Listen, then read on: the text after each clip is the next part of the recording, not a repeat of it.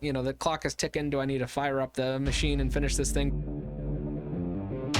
We're the Armed Attorneys. Today we're talking about the new final rule on frames and receivers that's about to go into effect. We're going to talk about when a firearm becomes a firearm. What is this new rule? When does it go into effect?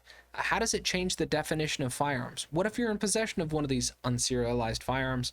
Who this primarily affects and how hobbyists should, and may be affected going forward. But before we begin, show your support for the Second Amendment by hitting that like button. We've had this kind of theoretical discussion going on in the firearms industry for quite a while. When does a firearm become a firearm? Now, prior to this rule going into effect, we have some terms that we use that weren't codified in law. Think unfinished frame to receiver, unfinished firearms, 80% lowers, ghost guns. You see all these, so-called ghost guns. You see all these things thrown around. And going forward, and what we see with this new rule going into effect is now we are going to start treating unfinished firearms like firearms. That's the big picture takeaway that I want you to be aware of. Now, the new final rule that's going into effect, it's ATF Final Rule 2021 R05F. This rule goes into effect August the 24th, 2022. And what it does primarily is it changes the definition of what is considered a firearm. The new definition includes in 27 CFR section 478.11, it adds a sentence to it. It says that the term shall include a weapons part kit that is designed or may be readily completed, assembled, restored, or otherwise converted to expel a projectile by the action of an explosive. So as you can see, by tagging this on to the existing definition of firearm, we have greatly expanded the scope of what's considered a firearm, and we kind of put to bed that, prior treatment of 80% lowers or firearms kits or homemade firearms in some circumstances. So this is kind of a monumental shift. Now, who's going to be primarily affected by this rule? For the most part, this is going to affect federal firearms licensed dealers, FFLs, gun stores. Most of these rules imposed fall on them and not us as consumers. So how will this work going forward? Well, these firearms kits, 80% kits, or so-called ghost gun kits, they're going to be treated the same as a fully completed firearm going forward.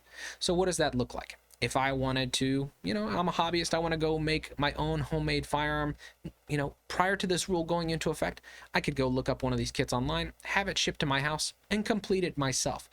Now, going forward, what does it look like? Well, I can still absolutely make a homemade firearm. That really hasn't changed, but the process has been tweaked just a little bit. If I want to make one of these kits, I'll have to buy it and have it shipped to an FFL. At that point, because it's treated just like every other firearm, I'll still have to go through all of the regular transfer procedures that you would for any other type of firearm. So that means completing an ATF Form 4473, undergoing the NICS background check, or maybe your license or permit acts as a substitute to that check. And at that point, the transfer could take place. Now, here's something that is also a little bit different. These kits are going to have serial numbers on them. So before you would buy this thing online, it would come, no serial number, and that was fine. When this transfer is taking place, there's going to be a serial number on it, whether it's from the manufacturer or the FFL will be required to inscribe a serial number. What if I am in possession of one of these kits and I haven't completed it yet? The clock is ticking. Do I need to fire up the machine and finish this thing before August the 24th? The answer is no.